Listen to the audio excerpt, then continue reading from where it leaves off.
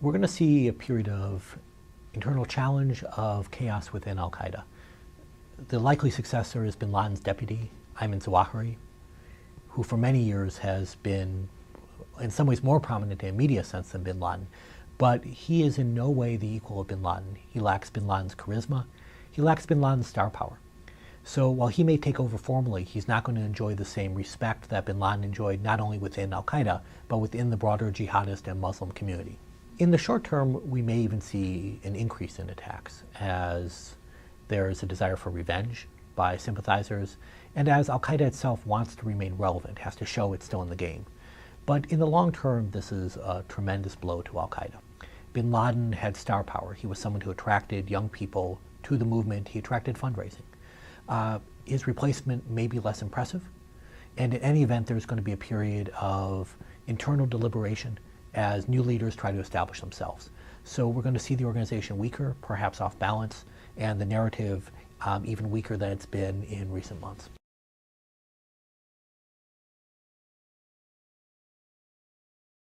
Unfortunately, al-Qaeda is going to be strong.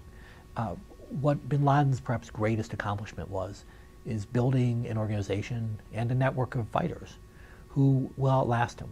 He's someone who's frankly expected to be killed for the last 15 years. So he's been preparing for this, and he sees his legacy not as his own accomplishments, but what he inspires in others. Certainly there's going to be anger and outrage in this narrow extremist community that bin Laden is dead. But already this community was dead set in trying to kill Americans, to strike against the United States. So it's not going to be a huge change. There may be a few small attacks just to prove that they're active and still in the game, but we're not going to see a renewal of effort just because they've been going as hard as they can for many years.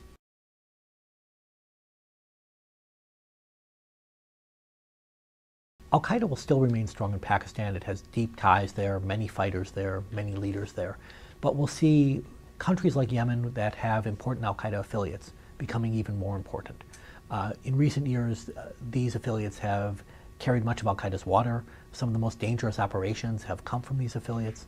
And you have leaders like those in Yemen who are aspiring for leadership of the overall movement. And as a result, we may see a shift in momentum and a shift in the locus of energy from Pakistan to some of the more remote leaders from the al-Qaeda core's perspective.